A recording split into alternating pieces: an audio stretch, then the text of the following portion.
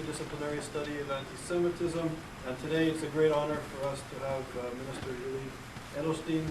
They'll be speaking on, the title of the talk today is entitled Demonization and Delegitimization of Israel, a Form of Contemporary Antisemitism. And this is an issue which I think prompted YIISA to actually start to deal with the contemporary forms of anti-Semitism, and many scholars and public figures are actually arguing in our discipline that the new form of anti-Semitism is really the new contemporary, if you will, Jew is the state of Israel, and Israel is becoming the target for all sorts of demonization and delegitimization from radical Islam on the one hand, which we spoke about this afternoon with Michael Walzer, to also the acquiescence of the left from a human rights progressive agenda in which citizenship and equality is guaranteed under laws. Somehow, some on the left, particularly in Western Europe, seem to be, in my opinion, anyways, in the opinions of many scholars, forgetting the basis of this discourse. So, Minister Edelstein is currently the Minister of Public Affairs, and also, importantly in this context, for Diaspora, and he's held this position since March of 2009. He's been a member of the Knesset since 1996, and was one of the founding members of Israel Ba'aliyah, which was started in 1996, and he served on many committees in the party. He served, for example, on the Committee on the Status of Women, the Committee for Immigration and Absorption and Diaspora Affairs, Education and Culture, International Affairs and Environmental Committee, Constitutional Law and Justice Committee, and the State Control Committee. From 1996 to 99, he served as the Minister of Immigration Absorption. From 93 to 94, he was the advisor then to the opposition leader, Benjamin Netanyahu. From 1990 to 93, he was the department head for the Mellet Center for Zionist Education. And from 1988, soon after he arrived in Israel, to 1996, he served as the vice president of the Zionist Forum of Israel. From 1984 to 1987, Mr. Edelstein was accused of fabricated charges by the former Soviet Union, the state of the former Soviet Union, and he served 3.5 years in a labor camp as a prisoner of Zion, or as a refusnik. He was a Hebrew teacher in Moscow, which in those days was difficult and a serious act of maintaining identity and allegiance to the Jewish people of the state of Israel. And he was an Aliyah activist. And I was saying actually in Jerusalem, in December of 1994, I was actually with a friend from Montreal, Stephen Singerman. We went to Moscow and then Leningrad to meet with leaders of the refusnik movement. And we both remember, we spoke today, remembered your case. So it's really not only a privilege and an honor to have you here as a minister of the Israeli government, but also given the history to have you here in this context as well. So welcome.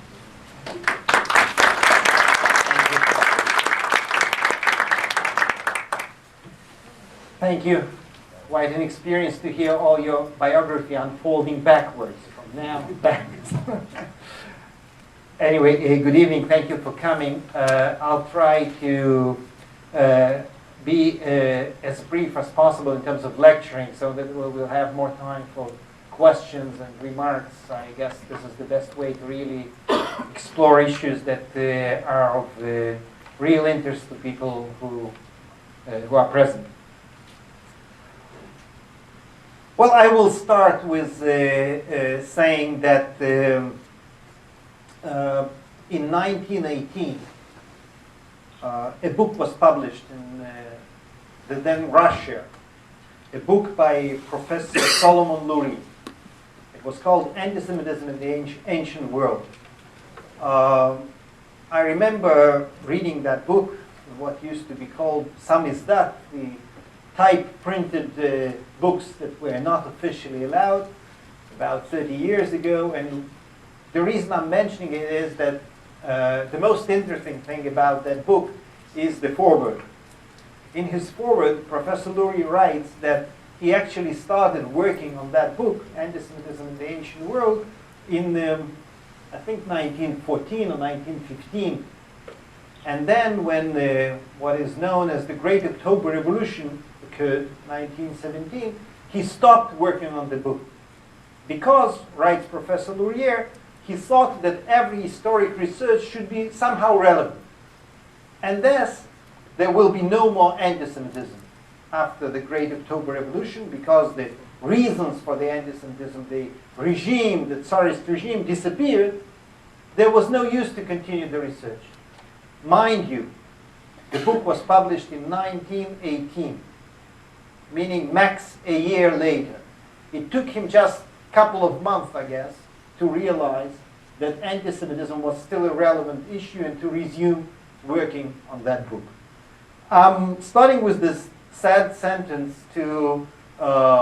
example rather, to kind of stress that unfortunately, I guess we can talk about different forms of anti-Semitism, different ways of anti-Semitism to act, but it's very difficult to be so optimistic as to say that after this or that social change, world change, even global change of the kind we witnessed just 20-something years ago, anti-Semitism basically disappears.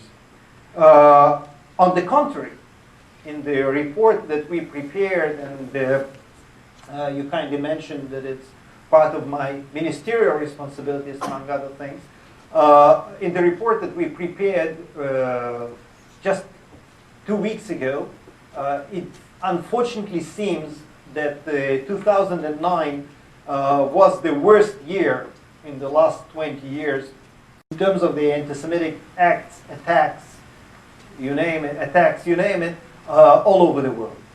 I'm saying all over the world in order to stress that it's not just, this kind of a statistics game that we all know that, say for that matter, in Canada the situation was terrible, the numbers went up, and it kind of changed the whole statistical picture. That was not the case. All over the world, there was, unfortunately, according to the data we have, the worst situation since 1990. And I mentioned 1990 because this is considered the year when a kind of, I don't want to say scientific, but at least serious follow-up started on anti-Semitic events in different countries.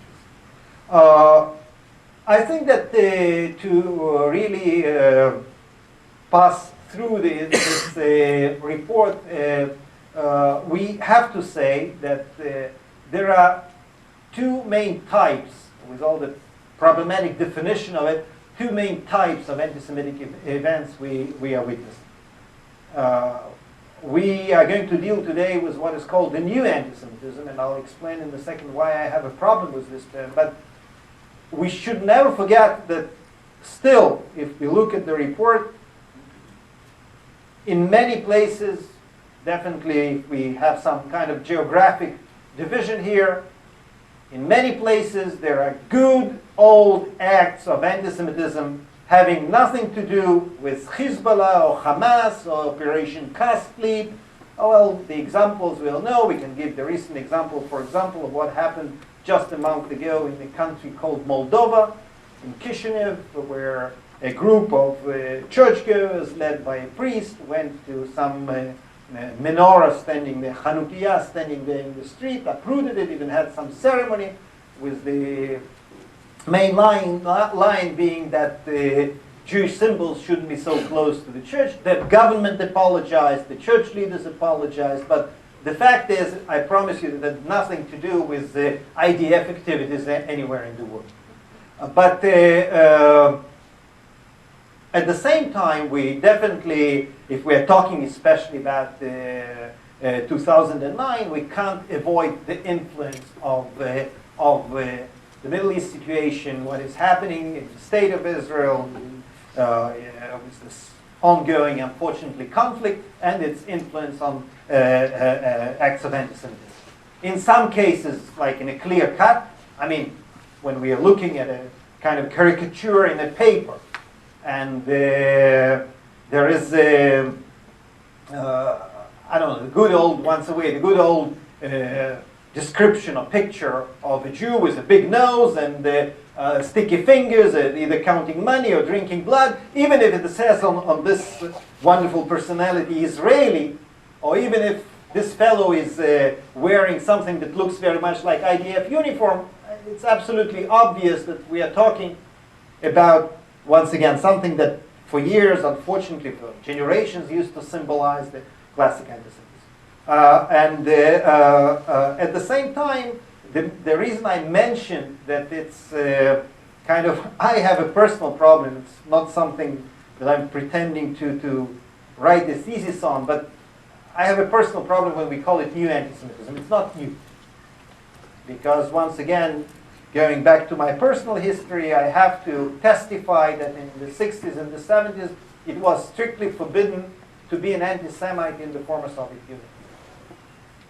It was allowed, though, to attack Israel, Zionism, and so on and so forth. So the very caricatures, the very descriptions, the very stories about Israeli soldiers, I don't know, drinking blood or raping women or harvesting organs, were part of the official Soviet publications, never mentioning the Jews, the Israelis, the Zionists, the occupants, and so on and so forth. So we can't really factually say that this is new. But definitely, I do have to say first person singular. For me, it always associated with the terrible regime. I never could imagine that in Le Monde or Figaro or Guardian, for that matter, I would find the same descriptions 20, 30 years later. At the same time, and there is always this legitimate question, isn't it like a little bit simplifying? We can easily get to the situation when someone who criticizes Israel on anything and says, Mr. Edelstein, I don't like your policy, or I don't like your politics, I would immediately say, you're an anti-Semite. You don't have the right to talk to me like that. Definitely, we don't want to be in that place. So I think that we have to start looking for a definition. There's criticism of certain policies, certain governments, certain countries. What's different about this attitude of attitude towards Israel? I think that one of the definitions that many of my colleagues and myself have been using is the so-called 3D definition, with the 3 Ds standing for demonization, delegitimization, and double standard. And if we apply to certain things happening, acts, pictures, books, articles, the 3 Ds, we can try at least to define whether we are talking about someone who is legitimately not agreeing with something the state of Israel or the government of Israel or the people of Israel are doing, or we are talking about something that looks to me always in my head as, you know, this picture of a stream of water, that if you block it with stones, the water still tries to find the bypasses and the ways out. So now in this post-Holocaust world, whether a respected journalist, professor, political leader, elected official can't write in a paper or can't write in a book anything about dirty Jews sucking blood of children. This stream of water somehow finds its way out in these new forms of hatred towards Israel, towards Zionists, and you basically just by using different terms give way to the same emotions. You know, the examples of that are definitely like the latest examples, if we think about them, and they are probably connected to what we were just marking yesterday, the International Holocaust Victims Memorial Day, an official UN date. You know, the most terrible example, I had an opportunity to speak to the Secretary General of the UN the day before yesterday about it, is what happened with Haiti. The Israeli, as we all know, IDF medical, and not only medical, but rescue group was one of the first on the scenes. It was, according to all the sources, including what the UN said to me, it was very efficient. And at the same time, the internet was full of stories about Israelis going to Haiti in the first place to harvest organs. That was the reason that our delegation went there, our group, our rescue team went there.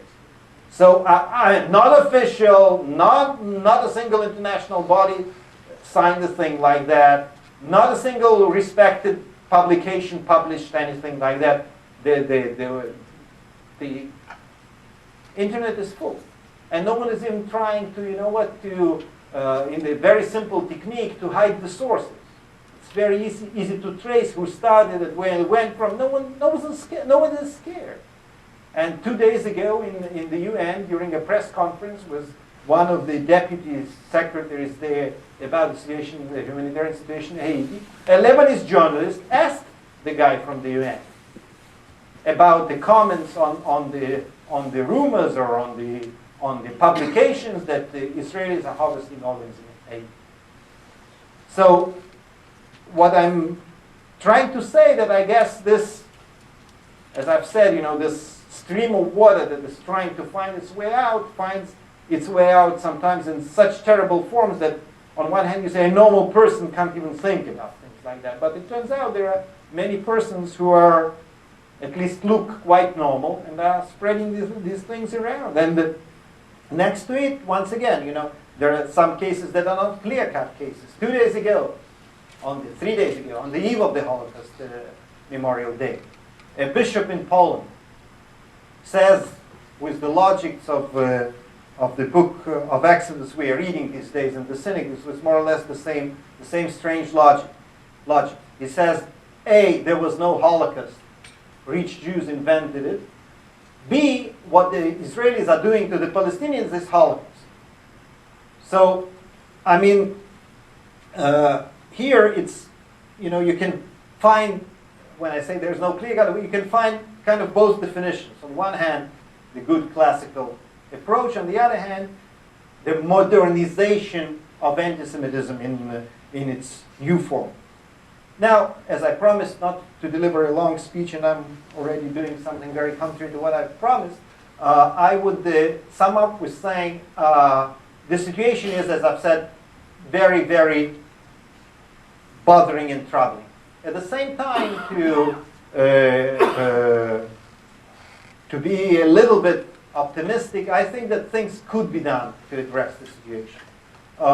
They could be done on a very practical level, and we are trying to do that. Like, for example, legislation in different countries. I think that what happened in the last 15 years has been great progress in many countries around Europe, and even some countries outside Europe in terms of proper forms of legislation. In some cases, it's against xenophobia, racism, anti-Semitism, hatred, and so on, racial hatred, and so on. In some cases, it's specifically targeting anti-Semitism. But I think that there has been progress. There have been cases of persecution according to this legislation. So I think that there is some improvement in terms of that. And by the way, I'm very careful when I talk about the latest report. I'm very careful not to single out specific countries because the data is still coming in. So I don't want to say something and then in 2 weeks from now apologize and say, well, that's not exactly what I knew then. But I can say for a fact that in certain countries the situation is better than the others, not because the population is different. Because the governments are taking an acting stand, they are fighting anti-Semitism, they are using the legislation, so you can see that in certain countries the situation is better. By the way, Germany is a good example. If I may give a positive example, and I hope I won't regret it after I get all the statistics. But except for legislation, we have an ongoing body, and I'm sure that people who are interested in it, are researching the field, know about it. There's the Global Forum on Combating Antisemitism that just met in December in Jerusalem last time. But it's a kind of an ongoing forum of prominent leaders, academics, elected officials, human rights organizations, and so on and so forth. And I think that there is influence of that forum felt in different countries, especially to take into consideration the fact that we have incited the group of members of parliament, International Parliamentarian Combat Anti-Semitism Force, by the way, Jews and non-Jews, from different parliaments, and the immediate result, for example, of this group is that at least in 3 countries as of now, England, Italy, and Canada, there is a special official, there's a whole procedure, the official parliamentary committee on the investigation of antisemitism, the situation of antisemitism in those countries. The reports are being submitted, so there are immediate practical results. So to sum it up, as I've said, the situation is really worrying. At the same time, I think that we can get our act straight on it. There is no question, for me at least, we can question everything here, but there's no question about the connection between the things happening in our area and the immediate interpretation into hatred, acts of hatred towards Jews and Jewish communities around the world. But with the proper presentation of the problem, I think that we could try to change this terrible tendency of the rising anti-Semitic attacks. So, thank you.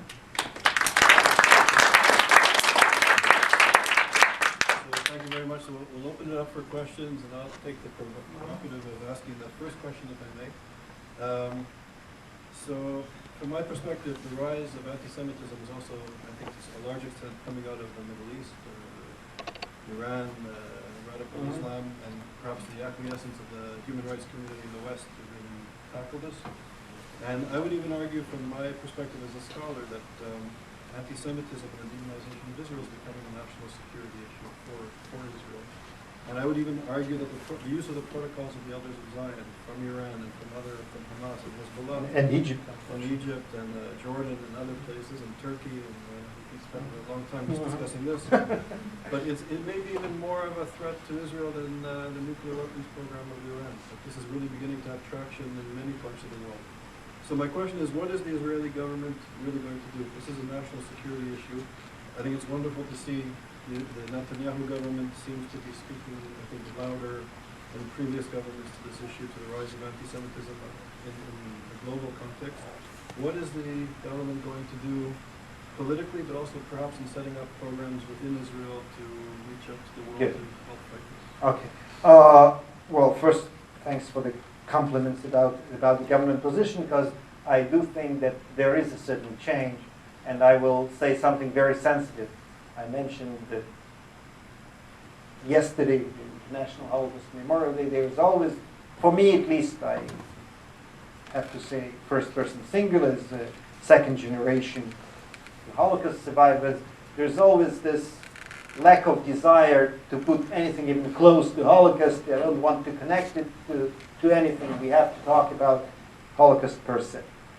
But at the same time, I think that what happened this year, the President, the Prime Minister, myself, with all the modesty, we were all in different places. The President was in Berlin, the Prime Minister was in Auschwitz, I was in the United Nations, and we all tried to explain, without, God forbid, comparing or diminishing or anything of the kind, tried to explain that it's not enough just to say, oh, how terrible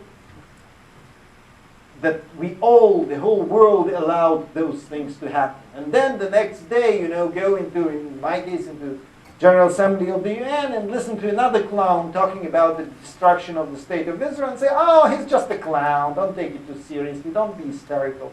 So we are somehow in Israel, I guess not only in Israel, as a people, I guess we are a little bit hysterical. I do have this strange tendency after the Holocaust to believe people who are saying loud and clear that they want to kill me.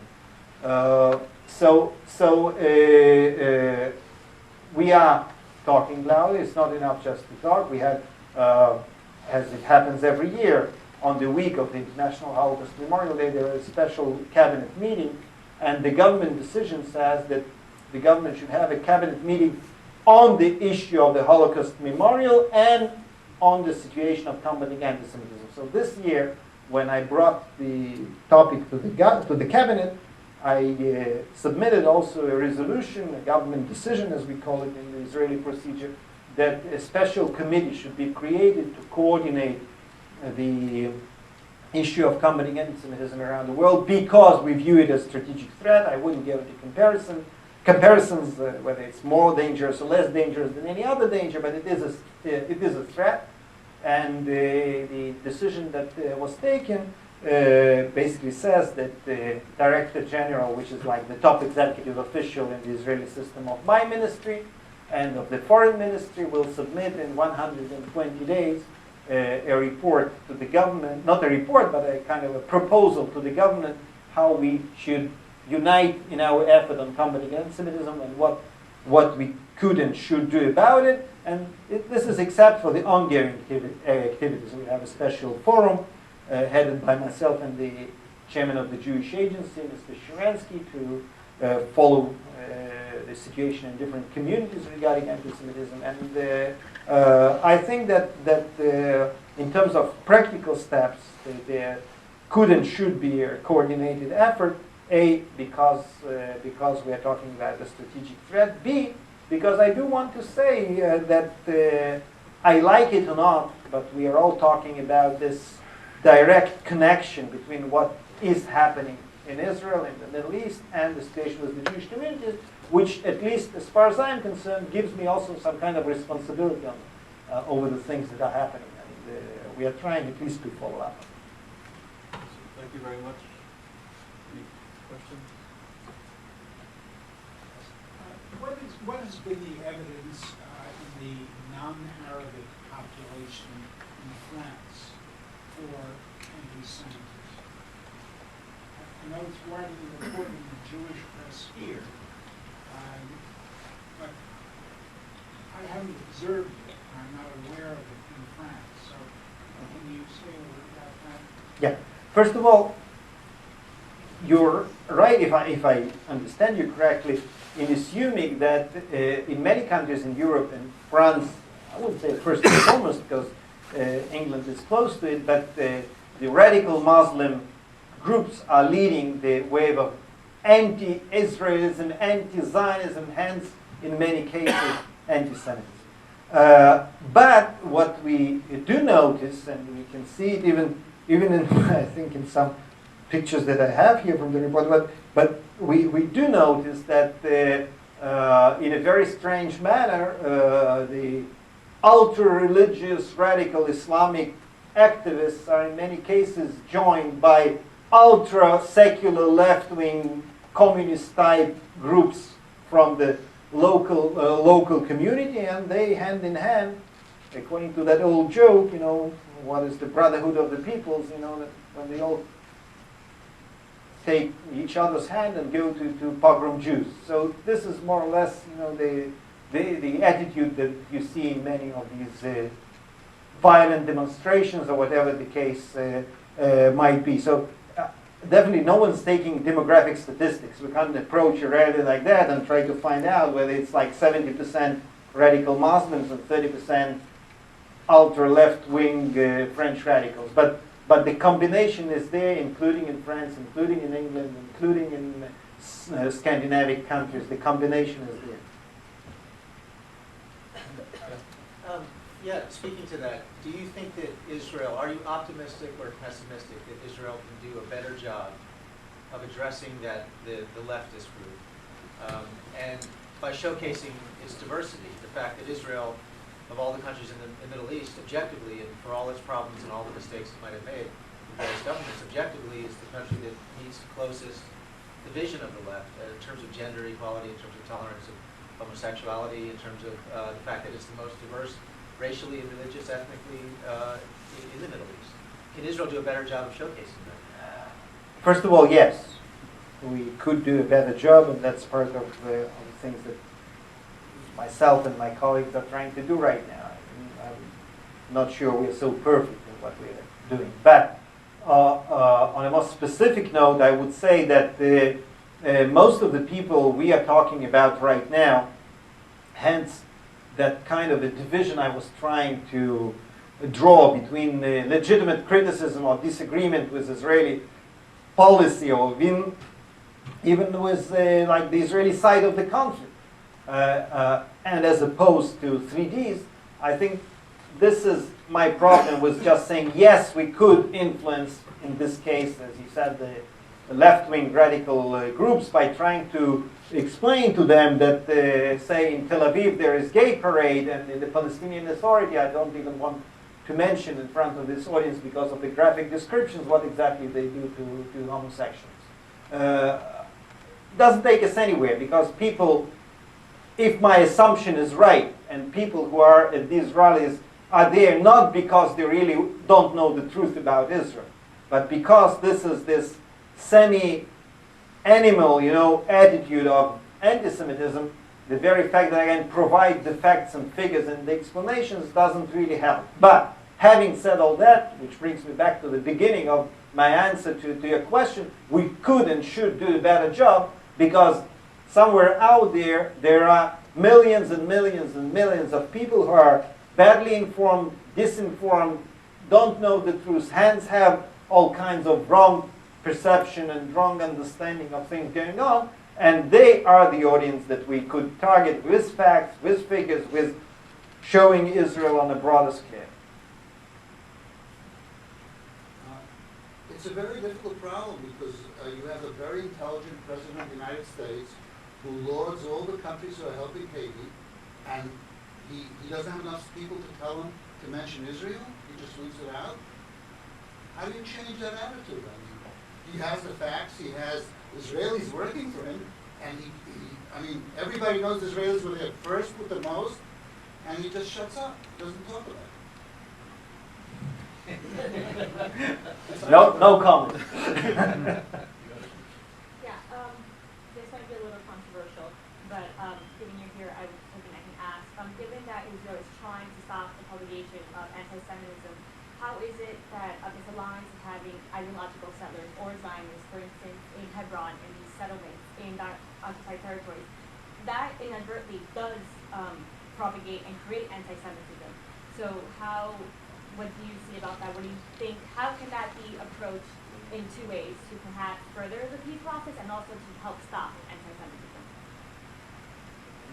Well, I personally, I do have to say that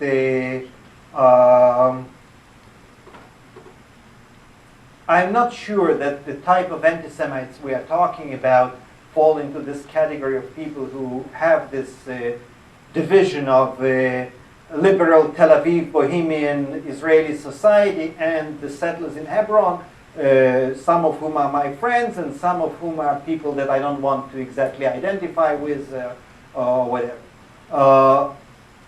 We are talking about a situation in which when we are talking about anti-Semitic drawings, caricatures, and papers, they are not targeting Hebron settlers. They target Ehud Barak, who is, for those who don't know, a leader of the left-wing Labor Israeli party. The arrest warrant is against Tzipi Livni, the leader of the Israeli opposition, who is the opposition from the left to the present Israeli government. So it's not about someone who doesn't behave towards the Palestinians, hence there's a wave of anti-Semitism. About the promotion of the peace process, I think that the only proof we have about the connection between the peace process and the evacuation of settlers, or evacuation of settlements, is what happened after the disengagement from the Gaza Strip, where all the settlements were evacuated, and Israel removed its forces back to what is known as the Green Line, and the only response was a violent response of about 10,000 Qassam rockets coming out of there. So I think that it would be very difficult for me to try to build a theory that if we would evacuate settlers and settlements, then there will be less anti-Semitism. In the meanwhile, what we have is the only, as I've said, the only example or the only proof is proving the exact opposite. You mentioned Germany as a good example. I am from Germany, and I didn't know that when I said that. So.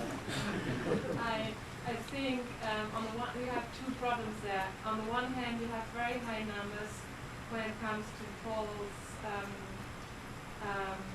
covering anti-Semitism. For example, we have a high number of Germans who compare Israel to the Nazi state. It's a very high number. And you have, and with other questions, you have high numbers as well. But we also have another problem. That is that Germany is the biggest trading partner of Iran. Iran. And we have Chancellor Merkel, who always stressed that Germany should stand by Israel when it comes to Iran. And she made a very good speech when she came to Israel in the Knesset, but she did not stop this business with Iran and this German support for Iran. So Germany has, I think, 2/3 of Iranian companies use German machines. And it's really very, very important what Germany does there. German companies deliver high technology and so on. And now she said,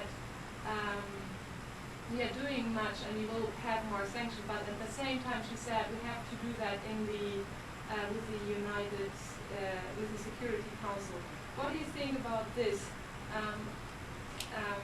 How is this received? What do you think about it in Israel? That there's a kind of there's a gap between words and deeds. Okay. When I was referring to specifically combating anti-Semitism on a practical level inside the country, I think that what you mentioned about still, unfortunately, many Germans comparing Israel to the Nazi state and whatever, I think it can only be a proof for what I was saying. It's not that the conditions are perfect and there is not a single German who is attacking Israel and they all are dealing just with soul searching because of what happened. But the very fact that government does take an active stand results in the fact that there are problems, there are skinheads, there are neo-Nazis, there are all kinds of things happening, but the statistics are not as terrible as they could be if it were not for the active stand. Now, Iran is a big problem because here we come to a dilemma. I'm talking right now not about anti-Semitism, not about Jewish or domestic affairs. We are talking about a well-known problem on the geopolitical level.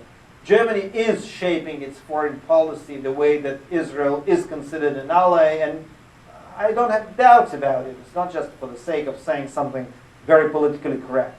And at the same time, the situation is that when someone asks the prime minister why there is such a big our prime minister, why there is such a big fuss, and we all have to go to Germany with like half the cabinet to have meetings with the German government, part of the answer is exactly the issue that you're raising, that unfortunately we still have to push and press and ask and explain.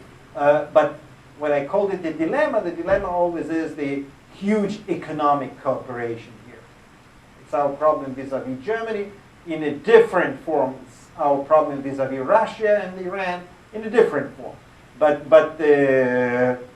definitely Israel is not offering the kind of economic cooperation and the kind of markets for any country the way Iran unfortunately is offering. So it's a process. But of late, if I remember correctly, they were like in the last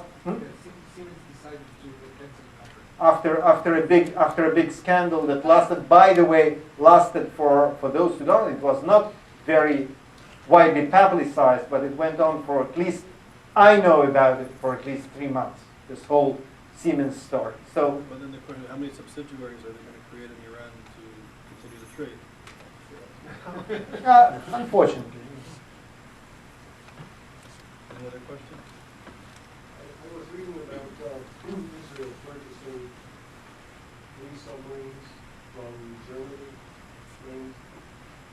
Is the Israeli government doing anything, taking the steps to prevent accidental war? Accidental war? Yeah, I don't want to say accidental nuclear war, but accidental war.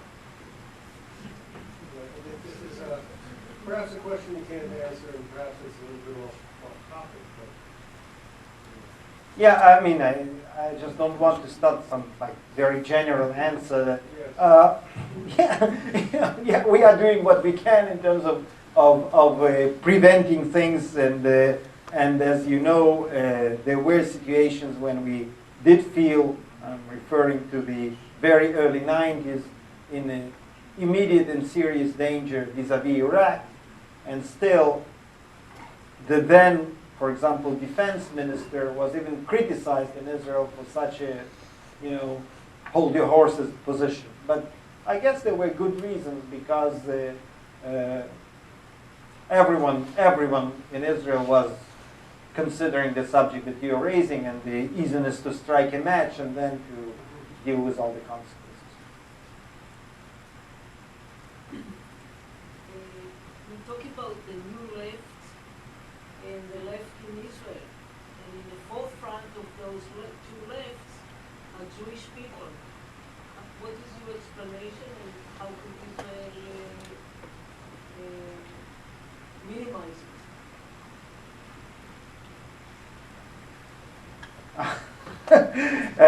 Well, as far as today I had a very interesting conversation with a group of students in one of the universities in New York, and I think that first of all if we look at some criticism coming towards Israel and what Israel is doing from certain radical left circles, including, as you said, led by people who are Jewish, I think, what I said to those students was that I guess in some very twisted way, but it's also part of the Jewish identity. It's like, it's not just, that you are so liberal that you care about the whole world and everything that is happening, but in this specific case, you still feel Jewish, and you want to prove that, that you are fighting the ultimate evil because of this twist in your identity, and it hurts you so much that Israel is doing something that to you looks wrong. In Israel, once again, we were just talking about it. It's a democracy. I just hope that we don't get ourselves into the situation that we will be so open that the brains fall out. But we are very open, and I'm not sure that I want it any other way with my personal experience. So I'm prepared to deal with the consequences, and it's very difficult because I basically, if I'm involved in a kind of a ping pong with an audience about things that we are doing or not doing in the Middle East, I can easily find all the right answers before there is some person who says, yes, minister, you may be right, but the retired general of IDF wrote 3 days ago in the Israeli paper this and this and this and this, and how come that he totally disagrees with what you say? You can't say that he's anti-Israel, you can't say that he doesn't know. It's difficult. But at the same time, so what can I do? I don't understand it. I think that I know what is happening. I think that Israel is not that terrible. I think that Israel is even to a very big extent one of the best democracies that I know with all the problems. Definitely I'm making this comparison without saying as a democracy involved in a war conflict. I'm just saying a democracy period. But there are people who think differently. People probably that think that the standard should be very high. As long as it's not double standard, the way I mentioned it, as long as they are not allowing others, and this is my problem with some radical left organizations. It's perfectly okay for them to see how Sesame Street in the Gaza Strip is teaching 5-year-old children that the best way to live is to kill an Israeli. But at the same time, the sensitivity the other way around is that in a certain place, in a certain school, the teacher said that Jerusalem is the capital of the state of Israel and forever will stay the capital of the state of Israel. Then there is an attack. How come the teacher is talking politics? So if this is the kind of a double standard, I don't like it. If it's just expressing the radical opinions, no. As we say in Hebrew, shivu samlah. And in a totally unrelated matter, that there was a Jewish judge standing at the same podium 24 hours ago from South Africa who works for the United Nations. But No. Is there any evidence for opposition to anti-Semitism in the Arab and Muslim worlds? Very little. unfortunately very little, and it's really troublesome because I didn't touch on this subject, but what I mentioned right now about Sesame Street is this, at least you could attribute to, the war situation. They don't find the proper limits and the proper borders, and they are like teaching the future generation, which is very sad for us in terms of the solutions for the conflict and politically, but as the professor was saying, we can find dozens of witnesses, of evidences, how on state TV in Arab countries you get different versions of modern protocols of the Elders of Zion, and I for one, correct me if I'm wrong, I don't know of many examples of someone local getting up and saying, guys, you're playing with fire. It starts with the Jews, it never ends with the Jews. Let's not play with this. Unfortunately, that's not the situation, and the power of these things in many cases is really disgusting, and you sometimes just wonder how these things travel. You kind of associate many of these things with Eastern Europe of 150 years ago, 120 years ago, and they are part of the reality in modern Arab or Islamic world. And I, for one, don't know of much opposition. Yeah, it's a little bit different, I think, in Iran. I know that in Germany there are a lot of Iranian groups, opposition groups, who are really looking on what's happening in Israel, and they are longing for support. I know that, and they are looking very closely on how Israel reacts to the opposition and to what's going on the streets. And when at the New Year, the Israeli president addressed the Iranian people, I know that it was very important for the Iranians. And so I know from my friends I'm working with in Germany, my Iranian friends, many of them like to go to Israel and look at how it's like and talk to the people, and they are unhappy that they are not invited. And I know from the other side that it might be a little bit, not so easy to do that. What do you think about? Well, first of all, it might be different in Iran. I would still, as you can imagine, as I guess every normal person was watching those pictures coming on Twitter or Facebook or wherever out of Iran, and was shocked because, A, because of what was happening, B, because most of the world was standing idly by and watching, but at the same time, I wouldn't exaggerate. I don't think that if I was my, say, kippah, skull cap would appear in front of those opposition demonstrators, I would win the popularity contest. I'm not sure that they are such a pro-Zionist and pro-Jewish crowd. They have their internal disagreements, but there are still many of them are radical Islamists, and many of them, unfortunately, for years have been swallowing this whole wave of and look, let's face it, it's for us, it's easy to talk about it, we know the facts. When someone doesn't, and from the age of 0 is getting on the TV those stories about Jews killing Muslims, raping Muslims, destroying homes, all of these things, it influences. We can't deny that. But on a more positive note, Iranian society is to some extent different because it used to be a modern society till a certain period of time. And for example, one fact that I can mention is that there is a website of Yad Vashem, of the Holocaust Memorial in Jerusalem. They have about 10,000 visitors from Iran, not using the language, not visitors from Los Angeles, but from Iran. So there is sign. And also Kol Israel, the Voice of Israel, the radio station in Farsi. That's me. I'm the minister in charge. Yes, we are broadcasting. Yeah. And it's one of the most popular shows in Iran. In Iran, we're not doing enough in terms of that, but you're right. One question. The Goldstone report, is it anti-Semitic, misinformed, or are there parts of it that all legitimate criticism. Good. I don't think it's anti-Semitic. I think it's biased by its very mandate. And I just the previous meeting I quoted something that I just recalled. Many years ago, when I was a student, I was reading a book by a famous linguist. He wrote this book in the beginning of the century, and his book, just to prove a point, said that it's impossible to compare between a carrot and a phonema.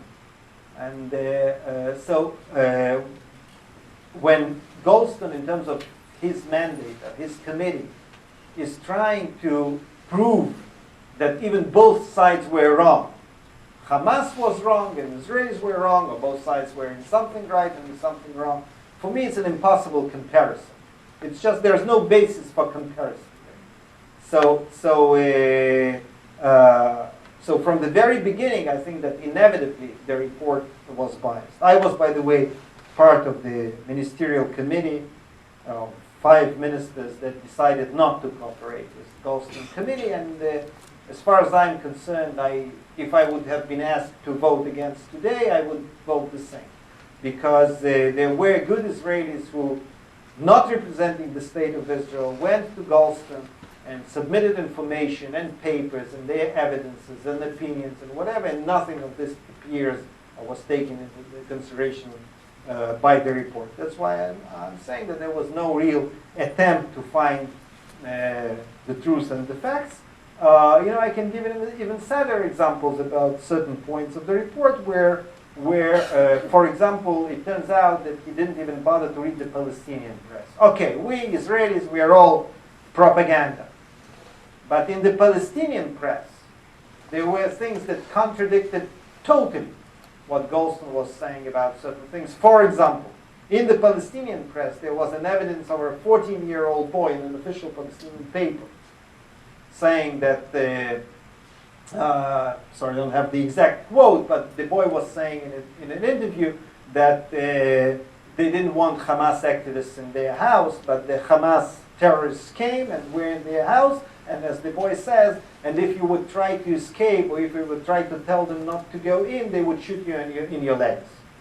So it's in a Palestinian paper. It's not Israeli IDF propaganda machine. So, and all those things were not taken into consideration by Goldstone report. Now, something that is more relevant to the conversation about anti-Semitism, I did take the liberty, for example, to say to Secretary General of the United Nations the day before yesterday that I am worried about the implications or the influence of the Goldstone report on this wave of new anti-Semitism. Even if that was not the initial intention, neither of the UN nor of Goldstone himself, the very fact that this kind of atmosphere is created and there's this kind of legitimacy given to all kinds of organ harvesting stories, and this is very close. He didn't write anything like that. But if, like, there is step 1, it's very close to step 2, and then there's the step 3, and so we are doing all those terrible things. So someone who is publicizing papers of this kind, and someone who is on the campaign to promote this report till this day, I think should take into consideration that not every person who is getting hold of this information of this report is professor of international law who is analyzing. There are other people who say, that's exactly what I thought about those Israelis and those Jews. We have time for one more question, the young man. Sure. I think there are legitimate reasons to question the authenticity or the process of the Goldstone report. But I do think it's important for any society that is democratic to have a mechanism for self-criticism. Absolutely. So you described a number of real shortcomings from that report.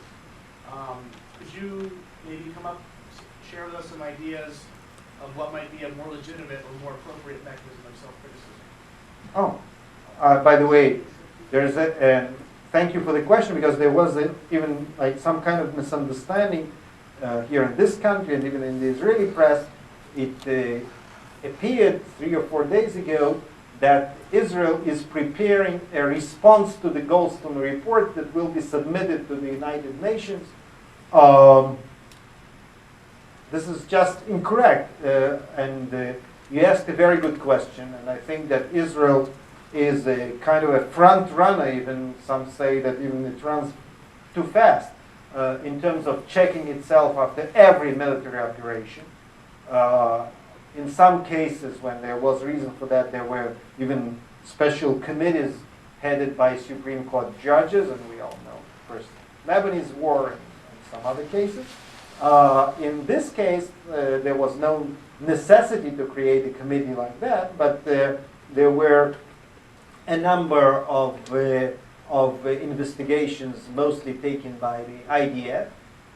If I'm not mistaken, I don't have a paper in front of my eyes right now, but I think 136 reports were investigated by the IDF. Reports of misconduct, abuse, looting, all kinds of things. Some of them happened. Yes, there was an Israeli soldier who went, I'm ashamed of it, who went into a Palestinian house where the family obviously had to run away or whatever, and he took a credit card from there and some money that he found and some other valuable objects that he could find. Terrible. Really terrible. And there were several cases of that kind. But none of the investigations showed definitely any deliberate assault of civilians or any of the cases close to the Goldstone report. So what actually is being done right now is that the IDF is collecting all this information of many of the investigations. Some of them happened before any Israeli ever heard the name Goldstone. And some of them happened parallelly to Goldstone Committee, and some have been finished not long time ago. And most of the results are being submitted according to the request of the Secretary General of the United Nations, are being submitted. And the request, the exact request was for Israel to provide all the information coming out of the investigations and checkups of the Operation Castleif. That's exactly what we are doing. And you're absolutely right. It's very important for any country to follow up on the things it's doing. It's the first and basic sign of any democracy. Okay, so on that note, I'd like to thank you for coming. Thank you for the police presence here, help. And thank you very much. It was an honor to host you. And on behalf of YIISA, thank you very much for coming. Thank you.